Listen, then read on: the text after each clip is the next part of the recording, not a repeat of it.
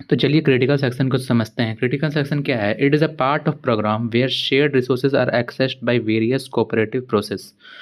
तो प्रोग्राम में बहुत सारे पार्ट होते हैं, तो शेयर्ड जो रिसोर्स है, अगर शेयर्ड पार्ट जो है वो बहुत वेरियस कोऑपरेटिव प्रोसेस शेयर करते हैं तो उसी को क्रिटिकल सेक्शन बोला जाता है। जैसे हम प्रोसेस ले रहे हैं P1 और P2 प्रोसेस ले रहे हैं, तो इसमें हमारा दोनों में नॉन क्रिटिकल सेक्शन है।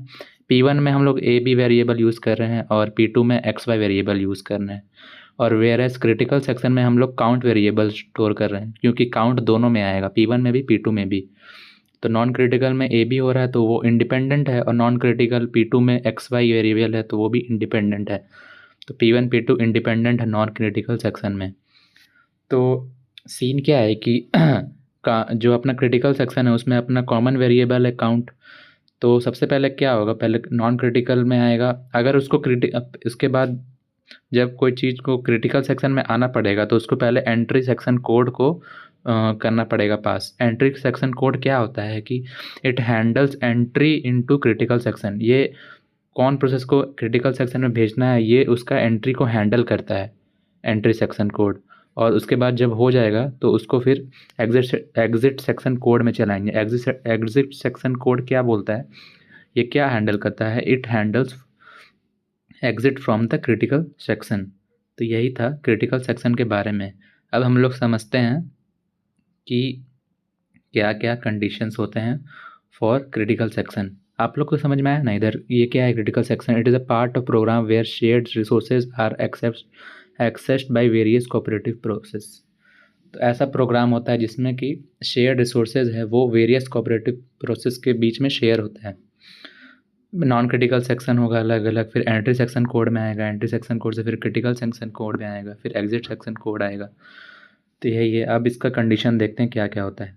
तो पहला कंडीशन है म्यूचुअल एक्सक्लूजन। म्यूचुअल एक्सक्लूजन क्या है कि only one process can be inside the critical section at any time. If any other process wants to go to critical section, they must wait until it is free. तो एक time पे एक ही process critical section में जा सकता है। अगर कोई और प्रोसेस को क्रिटिकल सेक्शन में जाना है तो उसको वेट करना पड़ेगा until critical section is free. तो दूसरा है अपना प्रोग्रेस। प्रोग्रेस क्या है कि if any process is not using critical section it should not stop any other process from accessing it. अब मान लीजिए P1 प्रोसेस है, उसको क्रिटिकल सेक्शन में नहीं जाना है, तो वो और कोई प्रोसेस को वो स्टॉप नहीं कर सकते कि तुम भी मत जाओ, ठीक है। और तीसरा है अपना बाउंडेड वेटिंग। बाउंडेड वेटिंग क्या है? A process should not wait forever to enter the critical section. मतलब उसको हमेशा वेट नहीं करना पड़ेगा क्रिटिकल सेक्शन में जाने के लिए। एग्जांपल में क्या है कि हम लोग जैसे मान लीजिए कि अगर P1 वेट कर रहा है एंटर के लिए, if P1 is waiting to enter and P2, तो P2 and P3 can not keep entering again and again. हमेशा P2 और P3 ही नहीं जा सकता। जैसे P2 जा रहा है, फिर P3 जा रहा है, फिर जब P3 बाहर आ रहा है फिर P2 जा रहा है, तो हमेशा यही नहीं होगा। P1 को भी चांस मिलना चाहिए after fixed number of turns. तो इसी को बाउंडेड वेटिंग बोला जाता है। और चौथा अपना कंडीशन है no assumption on hardware speed. Hardware speed पे कोई अजम्पशन नहीं रखना है। तो जो पहला और दूसरा है म्यूचुअल एक्सक्लूजन और प्रोसेस, ये अपना प्राइमरी कंडीशन होता है क्रिटिकल सेक्शन के लिए। और तीसरा बाउंडेड वेटिंग और no assumption on hardware speed, ये होता है अपना सेकेंडरी कंडीशन।